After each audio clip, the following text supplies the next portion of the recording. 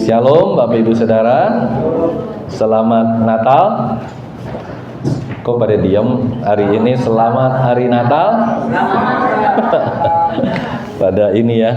Terima kasih sebelumnya kepada tim panitia, ketua panitia yang membuat Natal ini begitu indah, dan begitu juga dengan para hamba-hamba Tuhan, termasuk hambanya Bapak Pendeta Daniel, beserta dengan juga Pak Thompson dan juga seluruh tim yang saling bahu-membahu untuk bagian keuangan dan yang lainnya, sehingga kita bisa Natal, dan bukan hanya Natal, kita masih bisa beribadah tahun depan di tempat ini. Ada haleluya.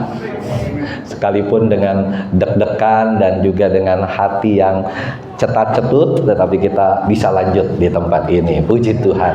Nah, Bapak Ibu Saudara yang terkasih, kita memang dalam serial Rally Natal ini dimasuk di tanggal 24. Itu adalah imam tanpa iman, dan sebelumnya saya sudah mengabarkan tentang gembala yang berbahagia. Besok juga jangan lupa, nanti Bapak Pendeta Daniel akan membawakan yaitu tentang Immanuel ya Pak ya. Jangan lupa datang ya. Ada haleluya. Immanuel. Hari ini adalah imam tanpa iman. Coba sebut dulu, jangan sampai salah. Colek kiri kananmu. Bukannya pertama kali brosur spanduk ini ditulis salah, Saudara. Iman tanpa iman. Jadi kita mesti benar-benar mantap dulu nih. Imam tanpa iman. Jangan kesepleset ya. Coba colek dulu kiri kamu. Imam tanpa iman. Jangan sampai salah. Ketika kita salah, artinya berantakan semua. Imam tanpa iman. Yuk kita buka Injil Matius pasal 2 ayat 1 sampai 8 dan Matius 23 ayat 1 sampai 4. Nah, saya undang untuk bangkit berdiri. Bapak Ibu Saudara, nanti kita lihat apakah imam tanpa iman ini untuk memperingati kelahiran Kristus. Matius pasal 2 ayat yang ke-1 sampai ke-8. Demikian firman Tuhan.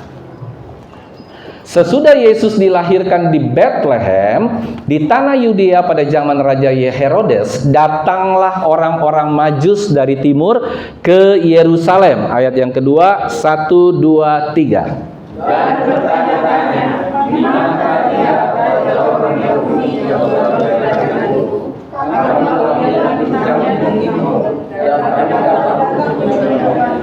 Ketika Raja Herodes mendengar hal itu, terkejutlah ia beserta seluruh Yerusalem. Ayat yang keempat.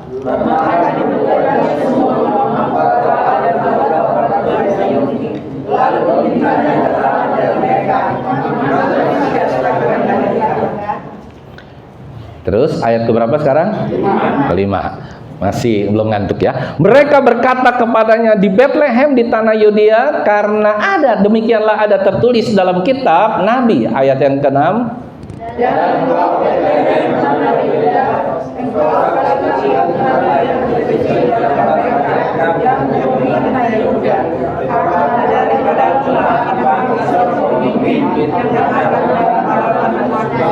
Amin. Lalu dengan diam-diam Herodes memanggil orang-orang Majus itu dan dengan teliti bertanya kepada mereka, bila mana bintang itu nampak. Ayat ke-8, silakan dibaca Bapak Ibu Saudara. 1, 2, 3.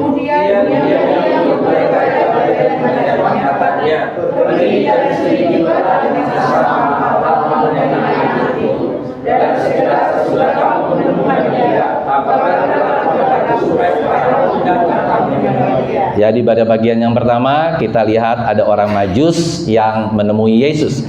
Bagian yang kedua Matius 23 ayat 1 sampai yang ke-4. Ya, Matius 23 ayat 1 sampai 4. Sudah ketemu? Amin. Saya baca ayat yang pertama. Maka berkatalah Yesus kepada orang banyak dan kepada murid-muridnya. Katanya, ayat yang kedua.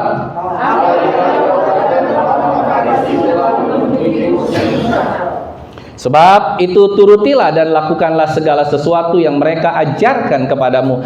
Tetapi janganlah kamu turuti perbuatan-perbuatan mereka, karena mereka mengajarkannya tapi tidak melakukannya. Ayat yang keempat kita baca yuk bersama-sama. 1, 2, 3. Mereka mengikat beban-beban berat lalu meletakkannya di atas bahu orang, tetapi mereka sendiri tidak mau menyentuhnya. Silakan duduk, Bapak Ibu Saudara yang terkasih.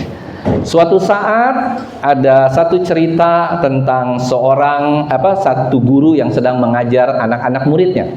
Nah, guru ini adalah sebenarnya guru sekolah minggu, tapi dia mengajar dan semua agama hari itu ada. Anak-anak agama yang lain ada. Ada agama Islam, ada agama Buddha, ada agama Hindu, ada agama Konghucu, dan mungkin ada agama-agama kepercayaan yang lain.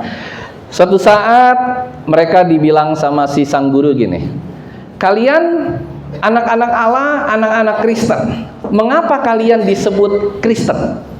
Terus sebagian anak-anak itu menjawab begini, Bapak Ibu Saudara, oh saya Kristen karena saya bukan agama Buddha. Saya Kristen karena saya bukan agama Hindu. Saya Kristen bukan karena saya bukan agama Islam. Jadi kekristenannya mereka mengetahui karena dia beragama Kristen itu karena bukan agama seberang. Wah, itu salah katanya. Ya kan, kata si sang guru. Nah, ada lagi yang jawab, wah kalau Kristen itu setiap minggu ke gereja, Pak. Di sini ada nggak yang setiap minggu nggak ke gereja? Ada, haleluya. Setiap minggu ke gereja. Ya, ada benarnya, ada salahnya juga. Nah, tetapi ada satu anak yang menjawab begini, Kristen itu adalah pengikut Kristus. Ada, haleluya. Kristen itu adalah pengikut Kristus. Oh, pengikut, oke.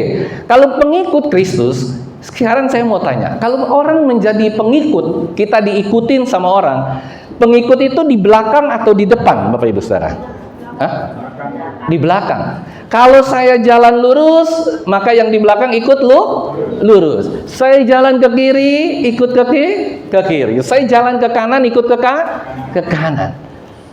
Itu namanya pengikut Kristus. Terus ditanya lagi sama sang guru. Oke, siapa di sini orang-orang Kristen yang mengikut Kristus? Semua angkat tangan, anak-anak yang Kristen. Tiba-tiba sang guru tanya begini, Kristus itu disalib, apakah anak-anak mau ikut disalib? Halo? Langsung semua bilang, tidak mau, tidak mau. Nah, ini sebenarnya satu kejadian atau satu ilustrasi yang membuat kita semakin mengerti bahwa ternyata mengikut Kristus itu tidak mudah. Pada level kita, Bapak Ibu Saudara, pada level kita saja nih, Saudara bisa mengerti gak bahwa ternyata rupa-rupanya tidak gampang. Mengapa saya katakan tidak gampang? Imam, ya sebagai apalagi seorang imam, seorang pendeta, imam adalah sebuah jabatan yang terhormat. Ada, haleluya. Wujud yang terlihat seperti saya mungkin punya jubah yang luar biasa. Sedangkan iman itu adalah perilaku kita dalam keseharian. Bagaimana kalau seorang imam yang terhormat tetapi tanpa iman dan kebenaran? Itulah penipuan keagamaan yang terbesar hari-hari ini. Dan Alkitab juga mencatat ironi-ironi selama Yesus Kristus hidup di muka bumi ini. Ada amin, saudara? Pada kelahirannya imam tahu percis. Saya mau katakan sekali lagi, imam tahu percis Mesias akan lahir. Dan lahirnya di mana? Ada, haleluya. Imam tahu percis di mana Yesus akan lahir. Di mana, saudara? Di Bethlehem. Di kota Daud, di Bethlehem. Dan itu imam itu langsung tahu. Oke, kita lihat yang namanya Mika pasal 5 ayat 1 yang mengatakan seperti ini, tetapi engkau hai Bethlehem Efrata, hai yang terkecil di antara kaum-kaum Yehuda, daripadamu akan bangkit bagiku seorang yang akan memerintah Israel, yang permulaannya sudah sejak purbakala dan sejak dahulu kala. Jadi saudara, imam itu mengerti Yesus akan lahir di mana. Ada, haleluya. Tetapi imam tidak tergerak hatinya untuk pergi ke Bethlehem.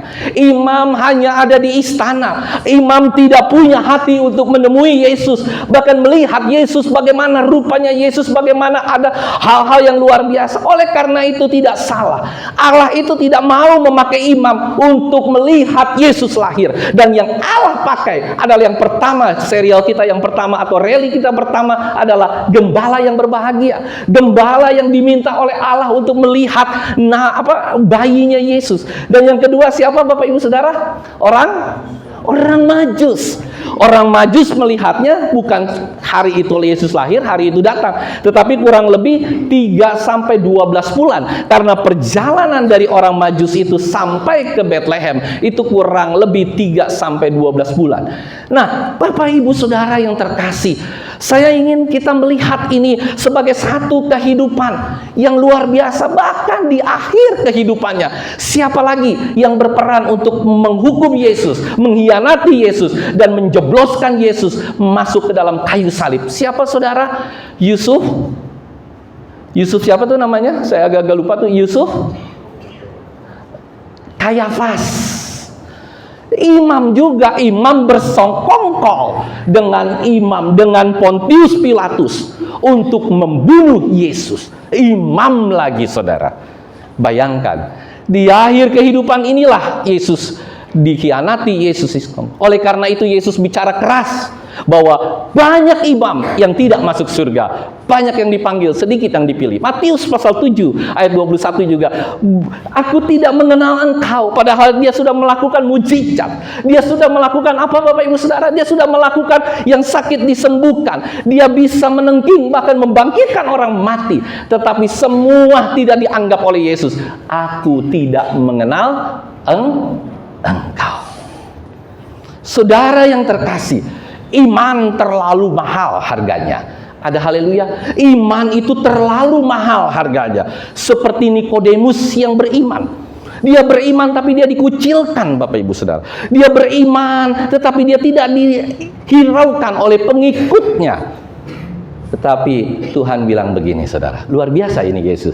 Saudara, kalian boleh mendengar firman Tuhan dari seorang pendeta yang hebat, luar biasa engkau serap, tapi jangan tiru kelakuannya. Ada haleluya. Jangan tiru kelakuannya. Oleh karena itu Bapak Ibu Saudara, hari ini kita ingin melihat ada imam yang tanpa iman, yang sengaja dan hari-hari itu nyata-nyatanya di dalam gereja hari-hari ini, imam yang tanpa iman itu banyak sekali. Yang percaya katakan amin. Saya pun mungkin masih seorang imam yang mungkin belum beriman dengan penuh, tetapi saya yakin dan percaya ini memang saatnya, hari-hari ini firman Tuhan yang seperti ini yang harus kita dengar, walaupun keras, walaupun mungkin tidak enak di kuping. Kalau kita semua kan ingin dengar khotbah yang luar biasa enak, cekik pulang ketawa saudara, tapi kita mungkin jiwa kita binasa. Nah, berkaitan dengan hal ini, skip satu ke bawah, berkaitan dengan hal ini, mengapa seorang imam itu bisa tidak beriman?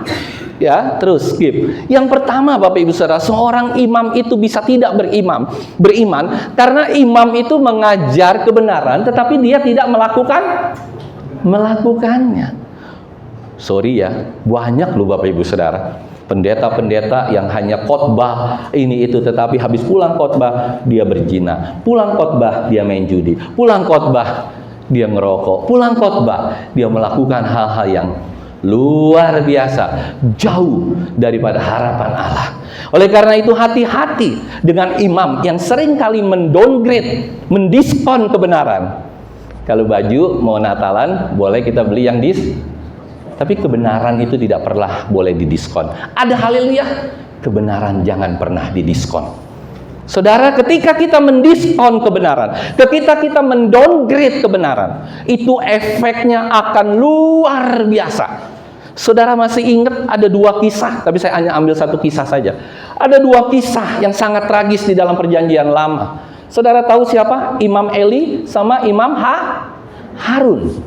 Imam Harun anaknya mati dibakar oleh Allah. Kita bicara hari ini soal Imam Eli saja. Coba kita buka 1 Samuel pasal 2 ayat 12 sampai 14. Coba kita buka ya. 1 Samuel pasal 2 ayat 12 sampai 14.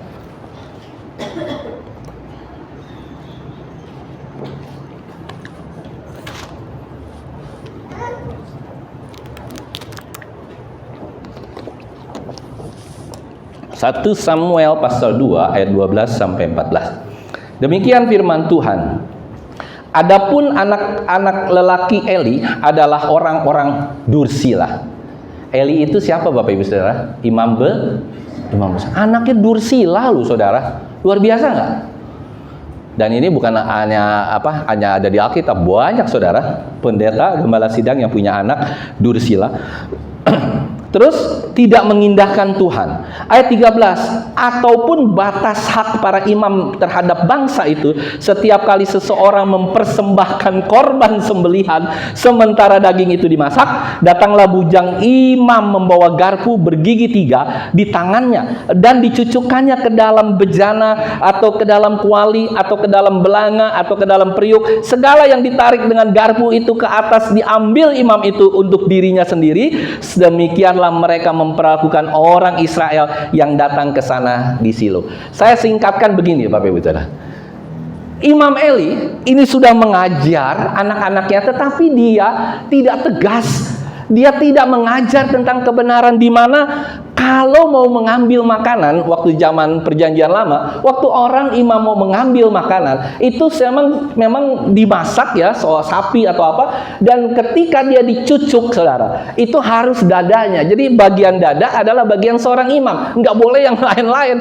Tetapi si Imam Eli, anak Imam Eli yang namanya Hofni dan Pinehas, itu kedua-duanya memperlakukan segala yang diperintahkan Allah itu dengan sangat-sangat frontal. Dia nggak peduli terhadap Allah. Bahkan satu kali waktu, ini yang sangat mengagetkan saya juga. Coba kita lihat 1 Samuel yang sama 2 ayat 15-17. Ini yang bikin Allah marah setengah mati, dan saat itu juga langsung mati berdua-duaan, Pinehas dan Hofni. Coba kita lihat 1 Samuel pasal 2 yang sama ayat 15-17.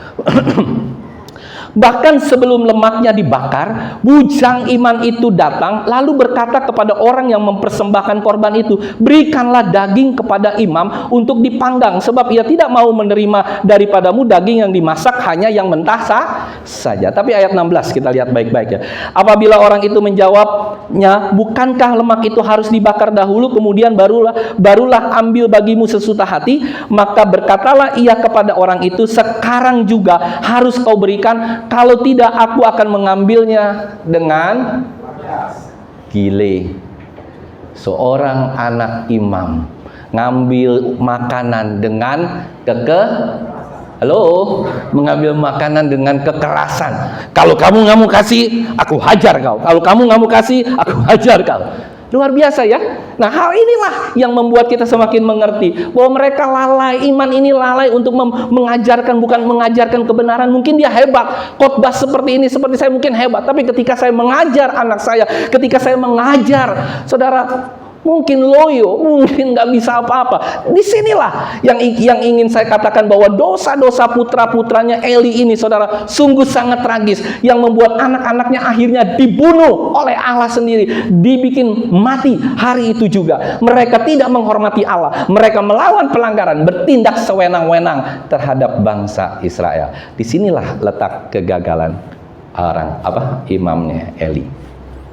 Saya mau tanya Bapak Ibu Saudara, saya ingin melihat kebenaran itu harus jadi kebenaran yang hakiki. Ada haleluya. Yesus itu begitu keras. Waktu semua jemaat datang, ya, waktu dia memberikan satu mujizat, berapa tuh namanya, 5.000 ekor ikan, apa 5.000 roti, 2.000 ikan, dari berapa tuh? 5.000 orang. Iya, 5.000 orang, berapa ekor? Tenang, ntar kita makan. Jangan hang dulu. Ya. Jadi urusan roti datang semua. Yesus dengan keras bilang, kamu kalau datang jangan cari roti. Keras nggak Bapak Ibu Saudara? Keras. Terus dia bilang sama ahli-ahli imam, engkau nih imam-imam masuk neraka semua, celaka kau. Gila. Keras nggak Bapak Ibu Saudara?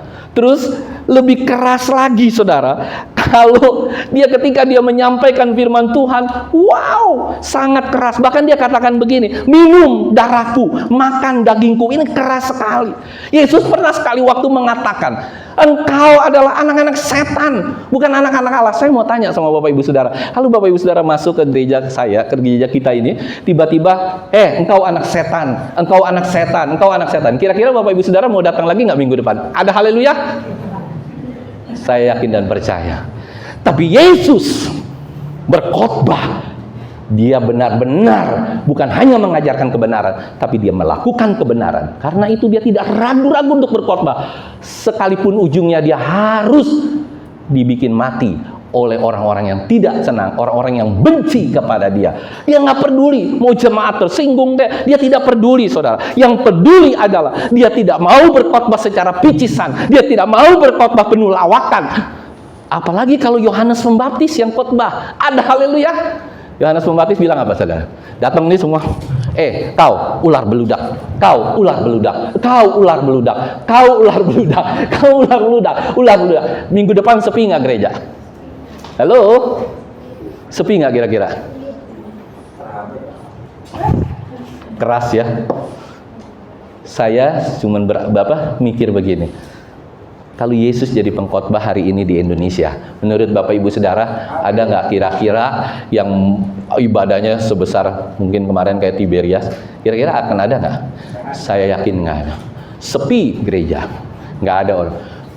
Orang akan berpikir gini, saya sudah jauh-jauh datang ke gereja, macet-macet, pas datang ular beludak, pas datang diomelin sama Yesus, pas datang begini, udah gitu kita mesti capek-capek lagi bawa persembahan, kolekte, tetapi bukan di entertain. Nah, hari-hari ini imam pendeta-pendeta ini mengentertain jemaat. Ada haleluya, dibikin ketawa, dibikin senang, hahaha, haleluya, puji Tuhan, sampai keluar dia nggak tahu lagi apa yang harus, apa yang bisa melekat di dalam hati mereka. Tetapi Bapak Ibu Saudara, khotbah-khotbah seperti inilah yang sangat dibutuhkan oleh jemaat hari-hari ini. Ada haleluya, yang keras, menusuk, saudara, yang tidak peduli dengan perasaan orang, tidak peduli mau orang, Yesus bilang dia mau kabur, dia mau apa, dia tidak peduli, saudara. Yang dia peduli adalah Yesus mau hati kita yang bersih. Yesus mau. Itulah penghargaan Yesus yang sangat luar biasa. Ada haleluya Bapak Ibu Saudara? Ada amin? Itu yang Yesus mau dalam kehidupan kita. Imam tanpa iman sungguh tragis. Yang kedua, Bapak Ibu Saudara, ya, yang kedua kita lihat ada imam yang tidak dipilih untuk menerima Yesus. Bayangkan, saudara, saya punya satu pemikiran begini. Nomor 2, saya punya pemikiran begini, Bapak Ibu Saudara. Pada saat kelahirannya, para imam tahu persis Yesus itu Mesias akan lahir di mana. Tetapi ternyata yang menjumpai Yesus itu siapa? Para Majus. Datang dari jauh, dia ke Herodes, akhirnya dia dipertanya, di mana sebenarnya Yesus itu lahir? Oh, di kota Daud, di Bethlehem, segala macam. Saudara, ini sangat memukul sebenarnya. Tapi itu kalau imamnya masih punya nurani. Yang percaya katakan amin. Kalau imamnya ini masih punya nurani, tapi ini imam saat itu yang tiap hari bergumul dengan Taurat, yang tiap hari belajar Taurat, yang tiap hari masuk ke dalam bait Allah, berdoa setiap hari, pakai jubah kebesaran, jubah keimanan. Tetapi saudara, tidak ada nurani, tidak ada iman di dalam orang-orang imam ini sendiri, di dalam imam besar ini. Saya ingin katakan hari ini, Bapak Ibu Saudara, bahwa Mesias itu tidak akan pernah mau lahir di dalam kehidupan imam yang seperti ini, di dalam kehidupan kita jemaat yang tidak peduli tentang kebenaran, yang tidak peduli tentang segala sesuatu mengenai keselamatan. Tuhan terlalu tahu, dan malam ini dia terlalu tahu untuk kita semua. Yang percaya katakan amin. Dia tahu Bapak Ibu Saudara datang ke tempat ini untuk dipulihkan hatinya, bukan dipulihkan perutnya, bukan dipulihkan kantongnya, bukan dipulihkan sakit penyakitnya. Tapi Tuhan mau ketika kita ada di tempat ini, yang Tuhan pulihkan adalah hati kita, yang Tuhan pulihkan adalah iman kita, yang Tuhan bangkitkan merestorasi pemikiran-pemikiran kesesatan yang hari-hari ini bercampur baur dengan dunia, dan dunia itu mengintervensi firman Tuhan. Dunia itu mengintervensi gereja, sehingga gereja hanya dipakai oleh si iblis untuk mengentertain seluruh jemaat. Sadis ya, tragis, sadis, ironis, paradoks. Saudara, mulai hari ini kita serius sama Tuhan, dan ada jaminan yang luar biasa ketika kita, walaupun kita bukan seorang imam, walaupun kita bukan seorang pendeta, tetapi kalau kita punya iman yang luar biasa, itu lebih dari segala-galanya. Yesus itu pasti akan bekerja dengan dahsyat, heran, dan ajaib dalam kehidupan kita. Ada amin, saudara? Dia bekerja dengan luar biasa. Salah satu contoh, kita ulang satu cerita yang sangat menarik. Cerita ini adalah cerita siapa, saudara? Tentang Nabi Elia ketika dia sedang dalam Allah itu marah sekali terhadap Raja Ahab. Dia bilang tidak akan hujan berapa? 3,5 tahun. Waktu tidak hujan 3,5 tahun, apa yang terjadi, Bapak Ibu Saudara? Waktu tidak hujan 3,5 tahun, apa yang terjadi? Si Elia, Nabi Elia disuruh pergi ke sungai Kerit. Terjadi kekeringan. Tetapi Tuhan bisa pelihara asal sang nabi ini, asal sang imam ini benar-benar serius sama Tuhan. Benar-benar apa yang disuruh Tuhan dia sampaikan terhadap raja. Tidak hujan 3,5 tahun, dia sampaikan firman Tuhan. Ada haleluya. Ketika dia sampaikan, efeknya juga dia kena. Dia 3,5 tahun dia tidak mendapatkan apapun. Akhirnya dia di tepi sungai Kerit, di tengah kekeringan dia, ada burung gagak yang memelihara dia. Ada air yang setiap kali Tuhan kirimkan. Luar biasa. Mungkin hari ini Bapak Ibu Saudara sedang di tengah kekeringan. Kekeringan rohani, bahkan kekeringan dalam kehidupan finansialmu. Mungkin hari ini engkau sedang kekeringan semua. Mungkin batinmu, jiwamu sedang kering semua. Hanya ada satu cara. Izinkan Yesus lahir dan menemuimu. Ada haleluya. Ketika dia engkau temui, saudara, maka kering itu dia bisa ubah. Dia bisa pelihara di tepi sungai Kerit sampai hujan tidak turun. Dan akhirnya ketika sungai Kerit itu kering, dia pindah kemana? Tuhan suruh siapa? Nabi Elia pindah kemana? Ke Sarfat, bukan ke Sarinah, saudara. Kalau di Jakarta kita pindah ke Sarinah, ini ke Sarfat. Di Sarfat disuruh ngapain, saudara? Halo? Ketemu sama siapa? Janda kaya. Janda kaya apa janda miskin? Aduh, Bapak Ibu Saudara, kalau janda kaya aja ya kan, tempel terus katanya. Ini ketemu sama janda miskin. Bingung nggak Bapak Ibu Saudara? Saya mau tanya sama kita semua. Kalau kita nih sebagai seorang hamba Tuhan kah, sebagai seorang jemaat kah, tiba-tiba Tuhan suruh, pergi engkau ke sana. Semua musim sedang kering, semua musim sedang lapar. Engkau pergi ke sana. Ke janda miskin lagi. Tiba-tiba Bapak Ibu Saudara, si janda miskin pun komplain, saudara.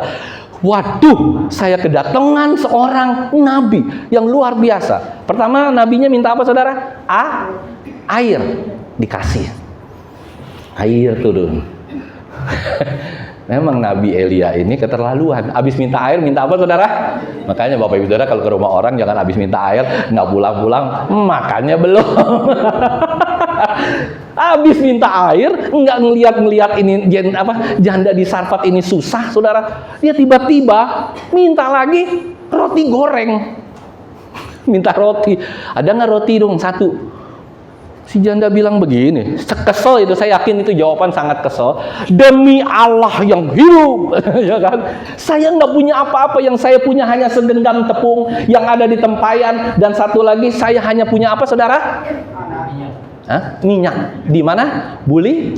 Buli-buli. Bukan dibuli saat ini, buli-buli itu bukan, saudara.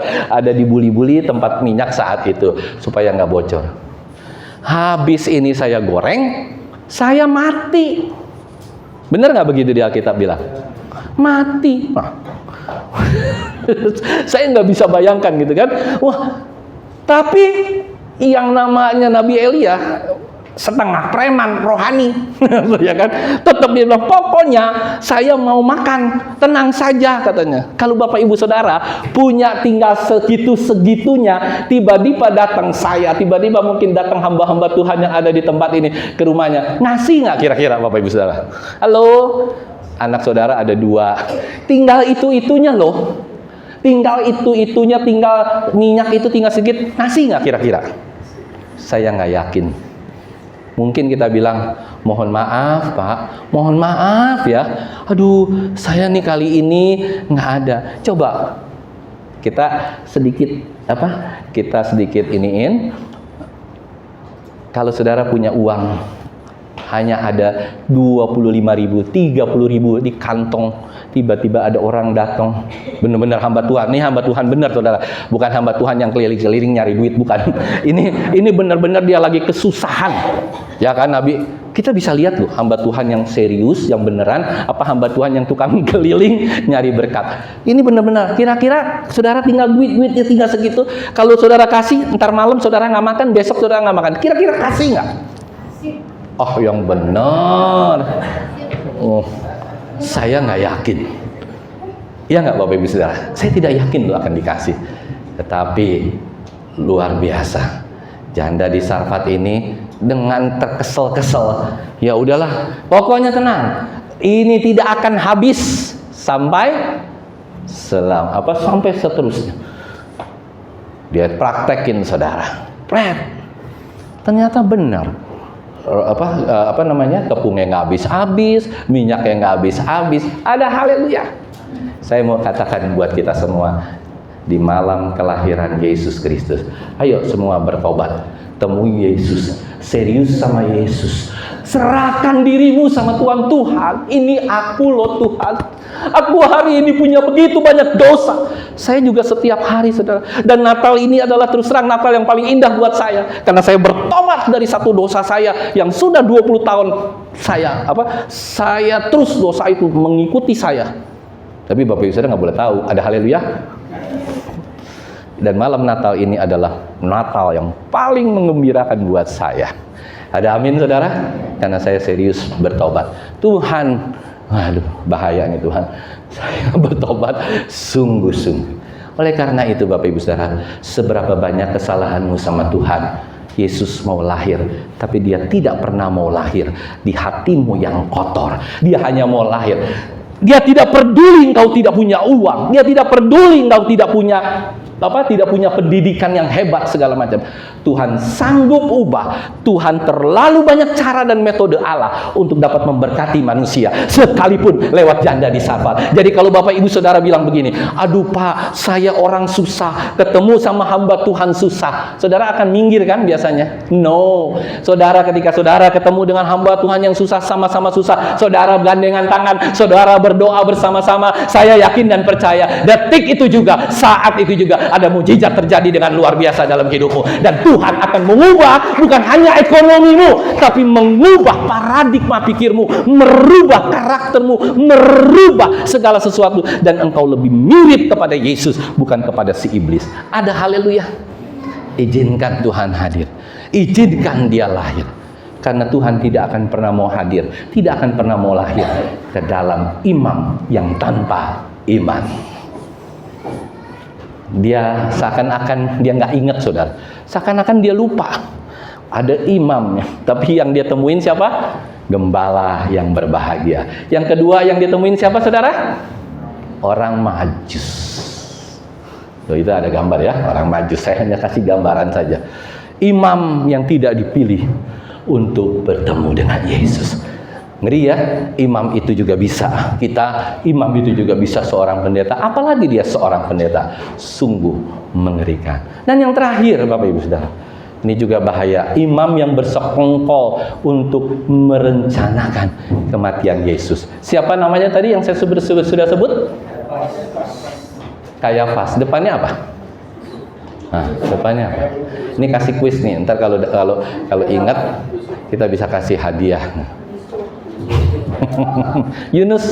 Yusuf Kayafas. Dialah imam yang melaporkan segala tingkah laku Yesus kepada Pontius Pilatus, sehingga Yesus akhirnya dimasukkan ke dalam pengadilan sekalipun dia tidak ditemui bersalah. Nanti Bapak Ibu Saudara buka Yohanes 19 ayat 6, Yohanes 19 ayat 15, dan Yohanes 18 ayat 13. Imam mengerti semua isi Alkitab, tapi ternyata tidak beriman. Lebih baik seorang yang ada penjahat yang di samping Yesus waktu disalib. Ada haleluya. Penjahat ini beriman. Tapi banyak imam yang tidak beriman. Yang terakhir, saudara, perenungan Natal hari ini. Ya. Yang pertama, Bapak Ibu Saudara, jangan sampai Natal kita rayakan, tapi Yesus tidak pernah menemui kita. Ada amin saudara? Natal kita rayakan, pesta pora. Saya dari minggu pertama saya bilang, dia lahir untuk menderita. Natal itu sebenarnya bukan untuk kita foya-foya, ora-ora. No. Natal itu adalah satu kesedihan, tetapi kesedihan yang membawa makna keselamatan. Sedih saudara, Yesus tidak diterima. Bahkan Natal berdarah, seluruh anak di bawah umur 2 tahun dibunuh. Sebenarnya berita Natal itu seperti itu. Bukan berita Natal habis ini diskon Natal di mana-mana, Bapak Ibu Saudara. Ya kan? No, Saudara. Jadi jangan sampai ini, yang pertama, Natal itu kita rayakan, tapi Tuhan tidak pernah menemui kita. Ngeri ya? Sekali waktu ada rapat di surga. Rapat di surga bilang begini. Yang hadir Petrus dan Paulus. Saudara tahu siapa Petrus? Saudara tahu siapa Paulus? Paulus bertanya kepada Petrus. Pet. Dia manggilnya Pet dong ya. Pet. Kalau dia Petrus manggil si Paulus siapa? Bukan Paul, bukan. Lus. Lus ya. Dia tanya, saudara. Saya mau tanya, kira-kira ya di malam Natal ini Yesus tuh akan kemana ya? Wah, Petrus dengan sangat semangat jawab. Dia ada di gereja. Dia ada di seluruh gereja. Dia ada di gereja-gereja besar. Dia ada di gereja yang mewah. Dia ada di gereja yang cekokok. Dia ada di gereja yang menghasilkan banyak hadiah. No. Paulus bilang tidak. Yesus nggak akan ada di situ. Karena semua orang terpaku dengan acara, semua orang terpaku dengan kado, tuker kado lah segala macam dengan semua acara. Mereka terpaku di situ dan Yesus tersingkir ada di ujung. Yesus tidak ada di sana. Wah, Petrus bilang lagi, Yesus ada di penjara. Ya kan? Paling gampang kan? Hamba-hamba Tuhan kalau mau nyari berkat, bukan berkat rohani ya. Bukan berkat jasmani ya, berkat rohani maksudnya kita diberkati nanti secara rohani. Kita ke penjara. Kan karena memang itu Alkitab katakan pasti Yesus waktu malam Natal ada di penjara. Terus Paulus bilang, "No." Kenapa? Itu orang-orang yang ada di dalam penjara itu udah sibuk dengan hadiah. Ada odol. Saya kan sering juga pelayanan ke penjara. Ada odol, ada supermi, ada sikat gigi lah. Mereka nggak ada yang memperhatikan Yesus mana ya? Kapan Yesus lahir ya? Yang penting supermi, yang penting odol, yang penting sabun, yang penting yang lain-lain. Iya apa ya Bapak Ibu Saudara? Yesus tertunduk sedih dan dia meninggalkan penjara. Di mana ada Yesus? Di rumah sakit. No, dia juga nggak ada di rumah sakit. Karena rumah sakit begitu banyak hamba Tuhan yang datang yang fokus terhadap kesembuhan. Apalagi kalau udah aliran GBI atau Pentakosta, dalam nama Yesus ketengkung sembuh. Bahkan palanya kalau dorong sembuh. Ya kan? Dan sebenarnya ya nantilah kita belajar waktu pendalaman Alkitab. Saudara, itu yang terjadi sehingga Yesus juga tidak diterima. Di mana saudara? Di rumah sakit. Kemana Yesus? Coba Bapak Ibu Saudara tanya kiri kananmu. Kemana Yesus? Semoga Yesus ada di GBI Alberta. Ada haleluya. Yang menyampaikan kebenaran dengan serius-seriusnya. Bukan asal koplak saja. Ternyata Yesus ada di dalam hati kita yang hancur. Ada amin Bapak Ibu Saudara? Si Mami taruh ke atas. Ternyata Yesus itu ada di hati orang-orang yang hancur hatinya. Yang mungkin hari ini sedang kehilangan suami, yang hari ini nggak punya pekerjaan, yang hari ini melihat masa depan itu nggak ada harapan, saudara. Hari ini di gereja ini engkau datang sama Tuhan, kau bilang, Tuhan, aku mau menerima engkau sepenuh hati, aku mau engkau lahir, rubah aku Tuhan, rubah karakterku, rubah segala kehidupanku, dan aku punya masa depan, bukan hanya masa depan di dunia, tapi aku punya masa depan di surga, yaitu ada di dalam kerajaan surga. Ada, haleluya. Itu yang Tuhan mau dalam hidup kita. Izinkan dia hadir. Jangan sampai, yang tadi saya bilang, jangan sampai kita Natal kita rayakan, tetapi kita nggak pernah, Tuhan nggak pernah menemui kita. Yang kedua, skip yang kedua.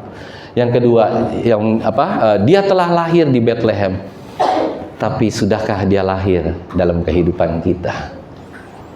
Dan yang terakhir, Bapak Ibu Saudara, perenungan Natal kita yang terakhir. Yang ketiga,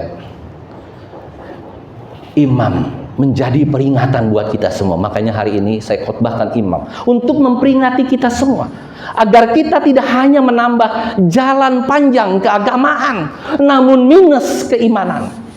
Ngerti nggak Bapak Ibu Saudara? Jangan sampai ini kita semua ini terus beribadah luar biasa, seakan-akan ibadah itu kelihatan ritualnya kelihatan baik. No, Tuhan mau kita tidak minus keimanan. Jangan sampai ibadah kita ini, jangan sampai peringatan iman ini membuat kita hanya menambah jalan panjang keagamaan. Saudara hanya sebagai beritual saja, beritual. Tetapi saudara, spiritual yang benar pasti akan menghasilkan ritual yang baik. Ada haleluya. Spiritualnya harus benar.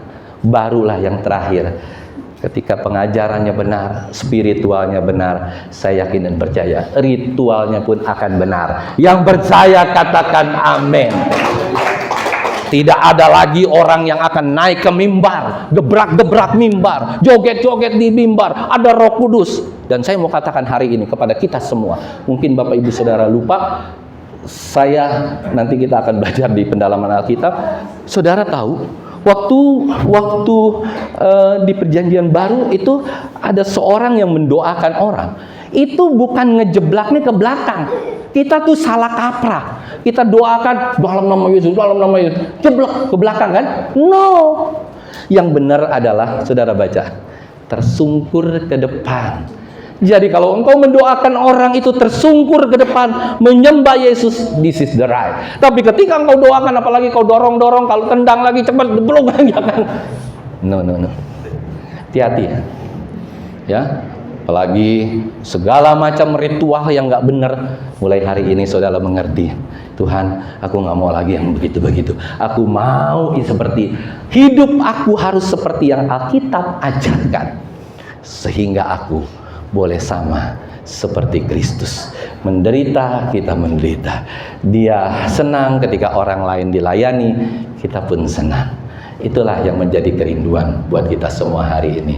Natal hari ini adalah kita sebagai orang, mungkin kita sebagai imam, mungkin kita hanya sebagai orang biasa, tapi tetap dianggap sebagai imam.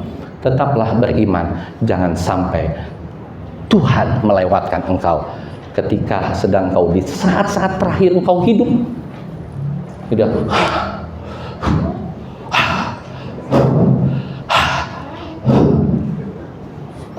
Tiba-tiba Tuhan bilang, siapakah engkau? Saya nggak kenal engkau. Sedih ya, udah kita melayani begitu lama. Itu yang saya paling ngeri dalam hidup saya, seperti itu. Ketika saya melayani, makanya saya bilang, Tuhan copot dosa saya satu persatu.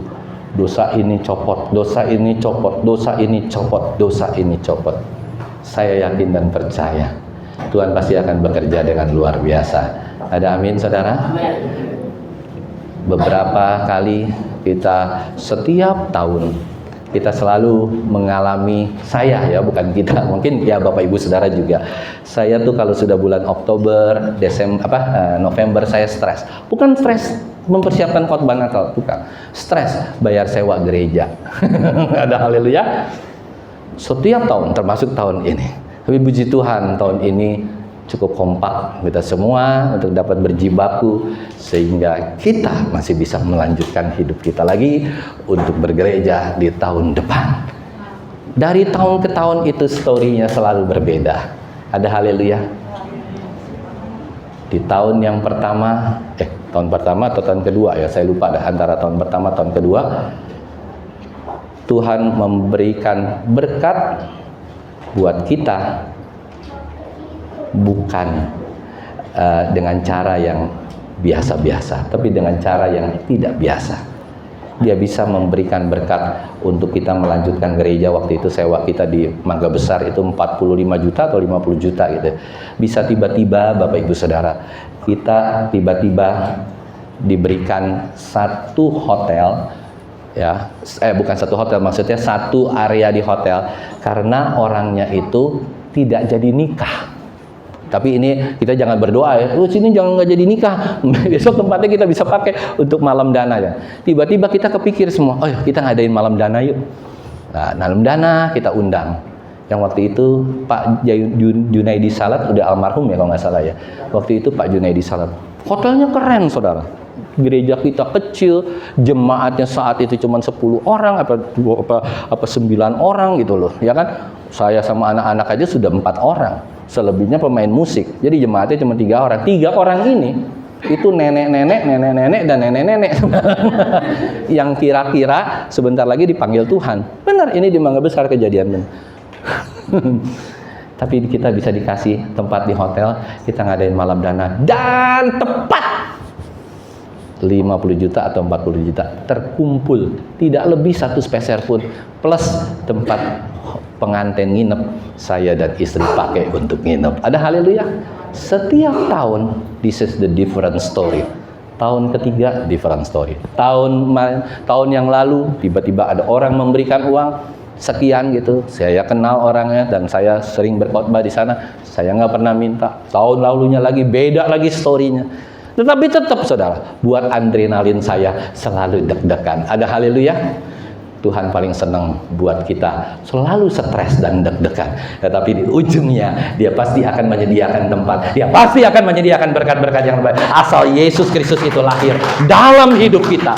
Itulah yang Tuhan rindukan. Jangan pernah takut dalam hidup ini. Yesus, this is enough. Yesus lahir dalam hidupmu, engkau beriman, maka Tuhan akan memberikan yang terbaik, baik secara ekonomi, baik materi, maupun surga juga Dia berikan buat kita. Amin. Tuhan Yesus memberkati.